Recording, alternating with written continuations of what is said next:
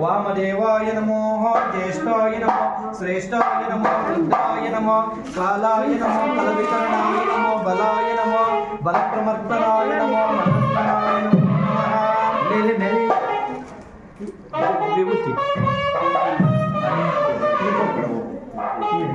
भस्मं स्थलांति भस्मं योमेति भस्मं भस्मेति भस्मं सर्वांगवायुधं भस्मं विज्ञापिनि चक्षुष्मणि भस्मं मानसोपतनेकमान आयुष्यमान घोष्य मान अश्वस्य रीरिषं रुद्रमान बाहुः हरिहर विश्वत्व नमस्ते विदेवते आयुष्य विदत्तं दाशभ्यासं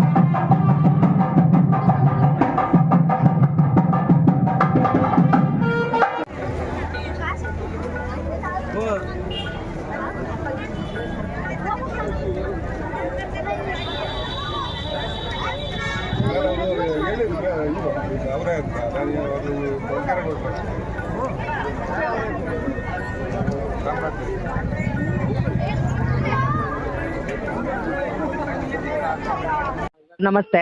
ನಮಸ್ತೆ. ಎಷ್ಟು ವರ್ಷದ ಇತಿಹಾಸ ಇದೆ ಸರ್ ಇದು ಮಠಕ್ಕೆ? ಇದು 200-250 ವರ್ಷಗಳ ಇತಿಹಾಸ ಇದೆ.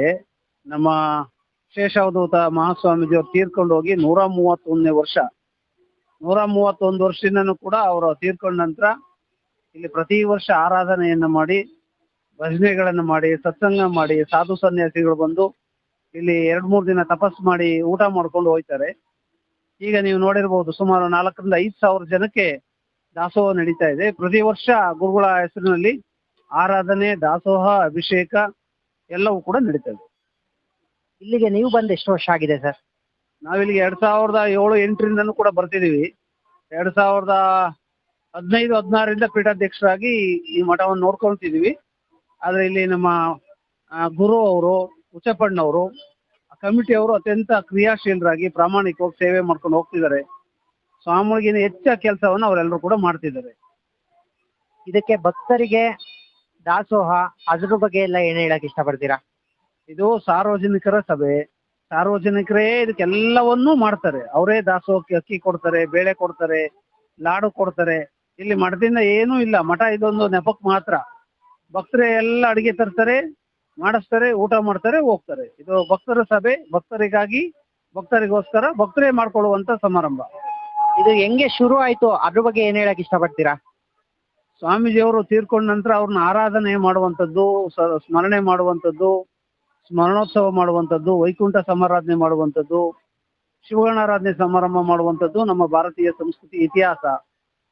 ಹಾಗೇನೆ ಸ್ವಾಮೀಜಿಯವರು ತೀರ್ಕೊಂಡ ನಂತರ ಅದೇನು ಆರಾಧನೆ ಕಂಟಿನ್ಯೂ ನಡೀತಾ ಇದೆ. 130 ವರ್ಷದಿಂದ ಅವರ ಹೆಸರಿನಲ್ಲಿ ಗದ್ಗೆ ಅವರ ಕ್ರಿಯಾ ಸಮಾಧಿ ಏನಿದೆ ಅದರ ನೇತೃತ್ವದಲ್ಲಿ ಎಲ್ಲವೂ ಕೂಡ ನಡ್ಕೊಂಡು ಹೋಗ್ತಿದೆ.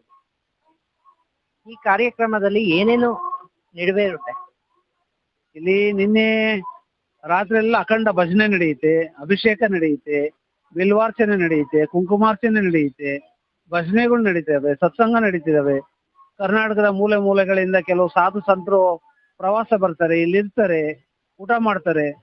ನಂತರ ಭಕ್ತಾದಿಗಳು ಬರ್ತಾರೆ. ಈಗ ಬಂದು ನೋಡ್ತಿದ್ರೆ ಎಲ್ಲ ಮಂಗಳಾರತಿ ಮಾಡಿಸ್ಕೊಂಡು ಹೋಗ್ತಾ ಇದ್ದಾರೆ. ಮಂಗಳಾರತಿ ಮಾಡಿಸ್ಕೊಂತಾರೆ, ದಾಸೋಹ ಮಾಡ್ತಾರೆ, ಪ್ರಸಾದ ಮಾಡ್ತಾರೆ, ಹೋಗ್ತಾರೆ. ಇಲ್ಲಿ ಅನಾಥ ಮಕ್ಕಳು, ಬಡ ಮಕ್ಕಳು ವಿದ್ಯಾಭ್ಯಾಸ ಕೊಡಿಸಲಾಗಿದೆ ಅಂತ ಕೇಳಿದೀವಿ. ಅದ್ರ ಬಗ್ಗೆ ಏನ್ ಹೇಳಕ್ಕೆ ಇಷ್ಟಪಡ್ತೀರಾ? ಇಲ್ಲ ಯಾವ್ದಾದ್ರು ಕಡಿಮೆ ಇನ್ನೂ ಅಂತ ಅವಕಾಶಗಳು ಈ ತಾನೇ ಎಲ್ಲ ಕಟ್ಟಡಗಳು ನಡೀತಾ ಇದಾವೆ.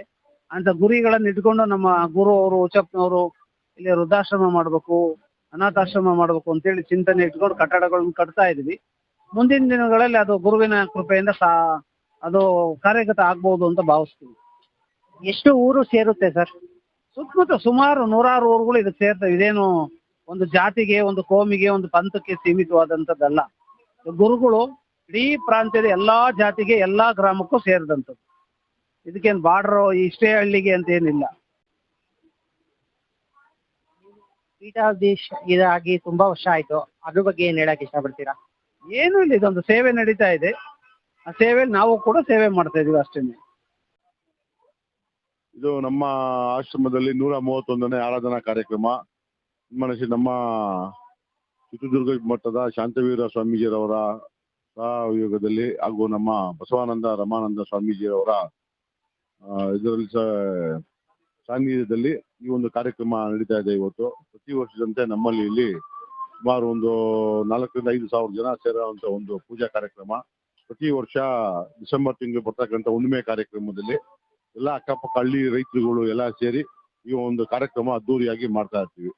ಈ ಕಾರ್ಯಕ್ರಮಕ್ಕೆ ಚಾಲನೆ ಕೊಡುವಂತ ನಮ್ಮ ಶಾಂತವೀರ ಸ್ವಾಮೀಜಿಯವರು, ನಮ್ಮ ಬಸವಾನಂದ ರಮಾ ಸ್ವಾಮೀಜಿಯವರ ಸಾನ್ನಿಧ್ಯದಲ್ಲಿ ಕಾರ್ಯಕ್ರಮ ನಡೆಯುತ್ತೆ.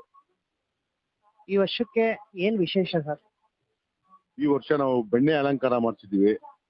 ಹಾಗೂ ನಮ್ಮ ಮಠದಂತ ಸ್ವಲ್ಪ ಜಾಗ ಕಡಿಮೆ ಇತ್ತು, ಜಾಗ ಈ ಸರಿ ಎಲ್ಲ ಕಾಂಕ್ರೀಟ್ ಎಲ್ಲ ಮಾಡಿಸಿ ಎಲ್ಲ ರೈತರುಗಳಿಗೂ ಕ್ಲೀನಾಗಿ ಊಟಕ್ಕೆ ಬಿಸಿನೀರು, ನೀರು, ಅಡುಗೆಗೂ ಕುಡಿಯೋದಕ್ಕೂ ಎಲ್ಲದಕ್ಕೂ ಬಿಸಿನೀರು, ನೀರು, ಎಲೆ, ಟೇಬಲ್ ನೀಟಾಗಿ ಒಂದು ಹೈಟೆಕ್ ಊಟದ ಕಾರ್ಯಕ್ರಮ ಮಾಡ್ತಿದ್ದೀವಿ. ಹಂಗಾಗಿ ಊಟದಲ್ಲಿ ಊಟ ಮಾಡಿದ್ವಿ, ನಮ್ಗೆ ತೊಂದರೆ ಆಯ್ತು, ಆರೋಗ್ಯ ರೀತಿ ಯಾರಿಗೂ ಆಗ್ಬಾರ್ದು. ಆ ರೀತಿ ನಾವು ನಮ್ಮಲ್ಲಿ ಎಲ್ಲ ನುರಿತ ಭಟ್ರನ್ನ ಕರ್ಕೊಂಡ್ಬಂದು ನೀಟ್ನೆಸ್ ಆಗಿ ಅಡುಗೆ ಮಾಡಿ ಊಟ ಮಾಡಿಸುವಂತ ವ್ಯವಸ್ಥೆ ಮಾಡಿದ್ದೀವಿ. ಒಳ್ಳೆ ದೀಪಾಲಂಕಾರ ಮಾಡ್ತಿದ್ದೀವಿ ದೇವಸ್ಥಾನ ಸುತ್ತ ಎಲ್ಲ. ದೇವಸ್ಥಾನಕ್ಕೆ ಬೆಳಿಗ್ಗೆಲ್ಲ ಅಭಿಷೇಕ ಮಾಡಿ ಮತ್ತೆ ಹೂವು ಎಲ್ಲ ಹಾಕಿ ಚೆನ್ನಾಗಿ ಮಾಡಿದ್ದೀವಿ. ಎಷ್ಟು ವರ್ಷದಿಂದ ಇದನ್ನ ಮಾಡ್ಕೊಂಡ್ ಬಂದಿದ್ದೀರಾ? ನಮ್ಮ ಮುತ್ತಾತನ ಕಾಲದಿಂದನೂ ನಡ್ಕೊಂಡ್ ಬಂದಿದೆ. ನನಗೂ ಒಂದು 40 ವರ್ಷದ ಅನುಭವ ಇದೆ ನನಗೆ. ನಮ್ಮ ಮುತ್ತಾತ ಅವ್ರ ಕಾಲದಿಂದ ಇದು 131ನೇ ಆರಾಧನಾ ಕಾರ್ಯಕ್ರಮ. ಇದು ನನ್ಗೆ ಗೊತ್ತಿರೋದು 40 ವರ್ಷದಿಂದ ಕಾರ್ಯಕ್ರಮ ಮಾಡ್ತಾ ಇರೋದು, 45 ವರ್ಷದಿಂದ ಗೊತ್ತು ನಮ್ಗೆ ಚೆನ್ನಾಗಿ. ನನ್ಗೆ 54 ವರ್ಷ ಈಗ. 5-10 ವರ್ಷ ಹುಡುಗಿರ್ಬೇಕಾದ್ರೆ ನಮ್ಗೆ ಅಷ್ಟೊಂದು ಗೊತ್ತಾಗ್ತಿರ್ಲಿಲ್ಲ. ಆದ್ಮೇಲೆ ನಮ್ಗೆ ಚೆನ್ನಾಗಿ ಗೊತ್ತಿದೆ ಅವತ್ತಿಂದ ಇಲ್ಲಿವರೆಗೂ. ನಾವು ಒಂದು 15 ವರ್ಷ ನಾನು ಈ ಕಮಿಟಿ ಟ್ರಸ್ಟ್ ಅಧ್ಯಕ್ಷ ಆಗಿದ್ದೀನಿ. ಕಾರ್ಯಕ್ರಮ ನೀಟಾಗಿ ಮಾಡ್ಕೊಂಡು ಹೋಗ್ತಾ ಇದ್ದೀವಿ. ಉಚ್ಚಪ್ಪ ಅವ್ರ ಕಾರ್ಯದರ್ಶಿ ಆಗಿದ್ದಾರೆ, ನಾನು ಅಧ್ಯಕ್ಷ ಆಗಿದ್ದೀನಿ. ಕಾರ್ಯಕ್ರಮ ಮಾಡ್ಕೊಂಡು ಹೋಗ್ತಾ ಇದ್ದೀವಿ. ಎಷ್ಟು ವರ್ಷದ ಇತಿಹಾಸ ಇದೆ ಅಂತ ಗೊತ್ತಾ ಇದ್ರ ಬಗ್ಗೆ? 131 ವರ್ಷ ಇತಿಹಾಸ ಇದೆ ಇದಕ್ಕೆ. 131 ವರ್ಷದ ಇತಿಹಾಸ ಇದೆ ಈ ಕಾರ್ಯಕ್ರಮ. ಎಷ್ಟು ಊರು ಸೇರುತ್ತೆ? ನಮ್ಮ ಮಾಮೂಲಿ ಓಬಳಾಪುರ, ದೊಡ್ಡಚೇನಹಳ್ಳಿ, ಕಾರಹಳ್ಳಿ, ಮಾವಿನಕೊಮ್ಮನಹಳ್ಳಿ, ದೊಡ್ಡಬೆಲೆ, ಹೊಸವಂಪಳ್ಳ, ಕಿತ್ತೇಪಳ್ಳ, ಸುಬ್ರಹ್ಮಣ್ಯ ನಗರ, ಕಲ್ಗಟ್ಟ, ಮೇಜರ್ ತ್ಯಾಮುಂಡ್ಲು ಟೌನ್ ಪೂರ್ತಿ ತ್ಯಾಮುಂಡ್ಲ ಸುಮಾರು 10,000 ಜನ ಸಂಖ್ಯೆ ಇದ್ದಾರೆ. 10,000 ಜನಸಂಖ್ಯೆಯವರು ಇದರಲ್ಲಿ ಅರ್ಧ ಹೆಚ್ಚು ಕಮ್ಮಿ ಒಂದು 5,000 ಜನ ಇದಕ್ಕೆ ಭಕ್ತಾದಿಗಳಾಗಿದ್ದಾರೆ ಈ ನಮ್ಮ ಮಠದ ಕಾರ್ಯಕ್ರಮಕ್ಕೆ. ಸುಬ್ರಹ್ಮಣ್ಯ ನಗರ, ದಮ್ಮೇಗೌಡನಪಾಳ್ಯ, ಕೋಡಿಪಾಳ್ಯ, ಬಿದ್ಲೂರು ಇಷ್ಟು ಗ್ರಾಮದವರು ಇಲ್ಲಿ ಬಂದು ಸೇರ್ತಾರೆ. ಈ ಏನಪ್ಪ ಒಂದು ವಿಶೇಷತೆ ಅಂತ ಹೇಳಿದ್ರೆ, ಒಂದು 5 ಗಂಟೆವರೆಗೂ ಇಲ್ಲೇನು ಜನ ಇರಲ್ಲ, ಪೂಜೆ ಕಾರ್ಯಕ್ರಮ ಆಗಿ ನಡೀತಾ ಇರ್ತದೆ. ಒಂದು 6 ರಿಂದ 9 ಗಂಟೆ ಒಳಗಡೆ ಸುಮಾರು ಒಂದು 2,500 ರಿಂದ 3,000 ಜನ ಭಕ್ತಾದಿಗಳು ವಾಲಂಟಿಯರ್ ಅವರೇ ಬಂದು ಪೂಜೆ ಮಾಡಿಕೊಂಡು ಪ್ರಸಾದ ತಗೊಂಡು ಹೋಗುವಂತ ಒಂದು ಹಿಂದಿನಿಂದ ನಡ್ಕೊಂಡ್ ಬಂದಿಂದ ಪ್ರಸಿದ್ಧಿ ಅದು. ಈಗಲೂ ಅದೇ ರೀತಿ ನಡೀತಾ ಇದೆ. ಕಾರ್ಯಕ್ರಮಕ್ಕೆ ಹಳ್ಳಿ ಕಡೆಯಿಂದ ಎಲ್ಲರೂ ರಾಗಿ ಬೆಳೆದಿರ್ತಕ್ಕಂಥ ರಾಗಿ ಇರ್ಬೋದು, ಕುಂಬಳಕಾಯಿ ಇರ್ಬೋದು, ಹಲಸಿನಕಾಯಿ ಇರ್ಬೋದು, ಅಕ್ಕಿ, ರಾಗಿ, ತೆಂಗಿನಕಾಯಿ ತಗೊಂಬಂದು ಕೊಡ್ತಾ ಇರ್ತಾರೆ. ಇದನ್ನೆಲ್ಲ ಒಗ್ಗೂಡಿಸಿ ನಾವು ಒಂದು ಕಾರ್ಯಕ್ರಮ ಮಾಡಿ ಊಟದ ಕಾರ್ಯಕ್ರಮನ ಮಾಡ್ತೀವಿ. ರೈಲೋಟನ್ನ ಮಾಡಿರುವಂತದ್ದು ತಾತಪ್ಪನ ಗದ್ದಿಗೆ ವಿಶೇಷ ಅಂದ್ರೆ ಇಲ್ಲಿ ಎಲ್ಲರೂ ಬಂದು ಈ ಹುಣ್ಣಿಮೆಯಲ್ಲಿ ಬಂದು ಭಕ್ತಿಯಿಂದ ಅರ್ಕೆ ಮಾಡಿಕೊಂಡು ಪೂಜೆ ಪುನಸ್ಕಾರಗಳನ್ನ ಮಾಡಿಕೊಂಡು ಎಲ್ಲರೂ ಸಹ ಭಕ್ತಿಯನ್ನ ಸಲ್ಲಿಸುವಂಥದ್ದು. ಮಹಾಮಂಗಳಾರತಿಯನ್ನ ಮತ್ತೆ ಪೂಜೆ, ಕುಂಕುಮಾಭಿಷೇಕ ಮತ್ತು ಅನೇಕ ಇಷ್ಟಾರ್ಥಗಳ ಪೂಜೆಗಳನ್ನ ಇಲ್ಲಿ ಮಾಡ್ಕೊಂಡು ಹೋಗ್ತಾ ಇರುವಂತದ್ದು. ಇದೊಂದು ಬಹಳ ಖುಷಿ, ಸಂತೋಷವನ್ನ, ಭಕ್ತರಿಗೆ ಶಾಂತಿಯನ್ನ ನೀಡುವಂತ ಒಂದು ಕೇಂದ್ರವಾಗಿರುವಂತದ್ದು. ಈ ಶಾಂತಿಯ ಕೇಂದ್ರಕ್ಕೆ ನೀವೆಲ್ಲರೂ ಸಹ ಮತ್ತೊಮ್ಮೆ ಬಂದು, ಪ್ರತಿ ಅಮಾವಾಸ್ಯೆ ಹುಣ್ಣಿಮೆಯಲ್ಲಿ ಪೂಜೆ ವಿಶೇಷವಾಗಿ ನಡೀತೈತೆ, ತಾವೆಲ್ಲರೂ ಸಹ ಒಂದ್ಸಲ ಬಂದು ಭಾಗವಹಿಸ್ಬೇಕು ಅಂದ್ಬಿಟ್ಟು ಈ ಮೂಲಕ ಕೋರ್ತಾ ಇದ್ದೇವೆ. ಶರಣು ಶರಣಾರ್ಥಿ.